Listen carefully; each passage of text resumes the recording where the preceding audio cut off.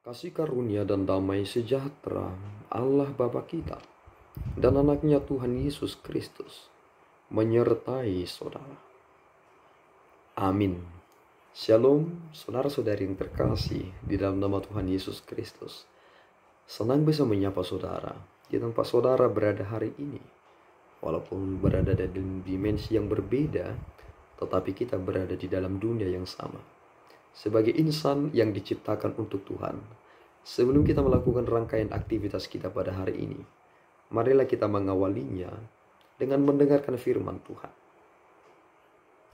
Firman Tuhan untuk kita pada hari ini tertulis dalam kitab 1 Samuel pasal yang ke-7, ayatnya yang ke-4. Demikian pembacaan firman Tuhan. Kemudian orang-orang Israel menjauhkan para Baal dan para Asitoret dan beribadah hanya kepada Tuhan. Demikian pembacaan firman Tuhan. Saudara yang terkasih di dalam nama Tuhan Yesus Kristus, ada hal yang selalu mempengaruhi kehidupan bangsa Israel yang tidak sepenuhnya beriman kepada Allah. Hal yang selalu menghantui mereka adalah mereka selalu dikejar oleh bayang-bayangan yang akan selalu menghampiri mereka, yang akan mengambil kebahagiaan mereka, dan yang akan mencerai-beraikan mereka. Ini menjadi keluhan mereka hari demi hari. Lihatlah, ternyata banyak orang lebih banyak mengeluh dalam diri mereka. Mengapa mereka mengeluh? Ternyata satu hal yang boleh kita mengerti, ada satu hal yang mereka pegang, yang satu, tetapi mereka memegang yang satu lagi. Akhirnya ada satu hal yang saling berlawanan di balik itu. Itu mengapa? Supaya bangsa Israel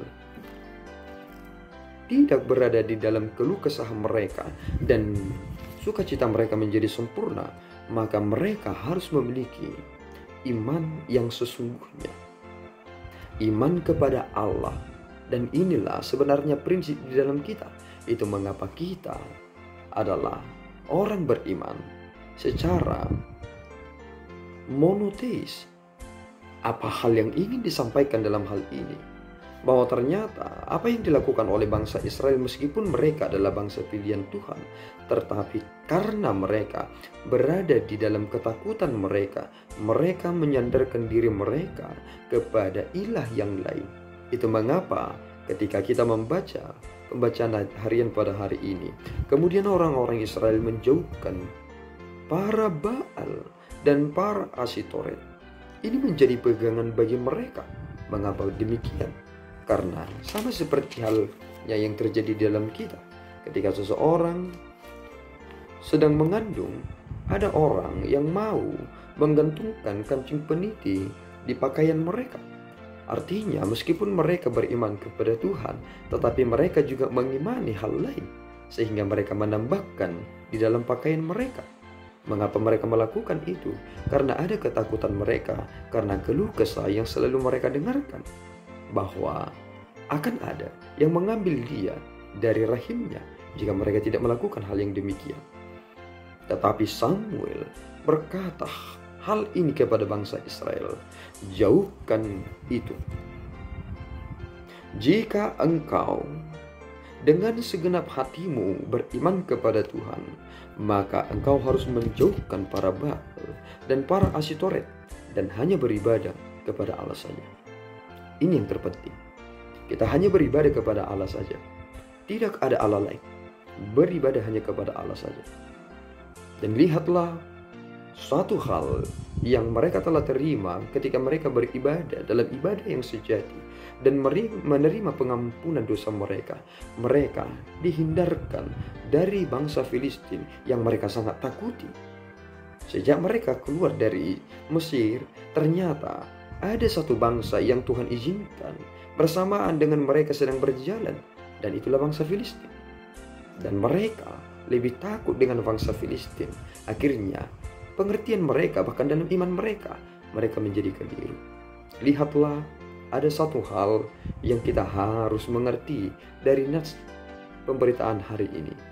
Jika Samuel berdoa kepada Allah supaya Allah menolong bangsa Israel dengan mempersembahkan korban, yakni anak domba yang masih menyusu, dan dosa mereka diampuni, Tuhan menolong mereka. Sehingga ada suatu batu peringatan yang dibuat oleh Samuel, dan itulah yang kita kenal dengan Ebenezer. Sampai di sini Allah menolong kita.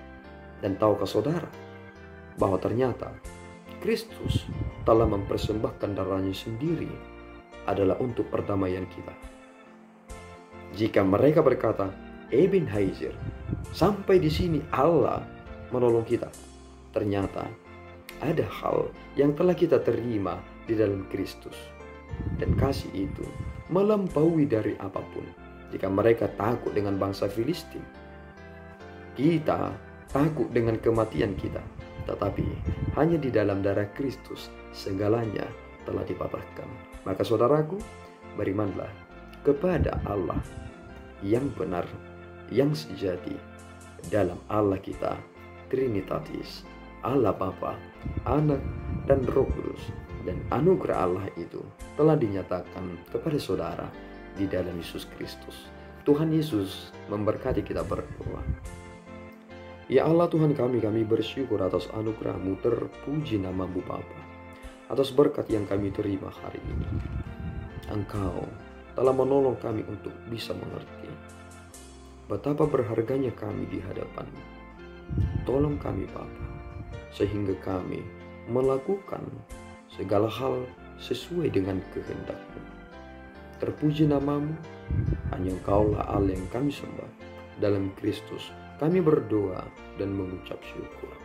Anugerah Tuhan kita Yesus Kristus, kasih setia Allah Bapa, dan persekutuan Roh Kudus menyertai saudara. Amin. Tuhan Yesus memberkati.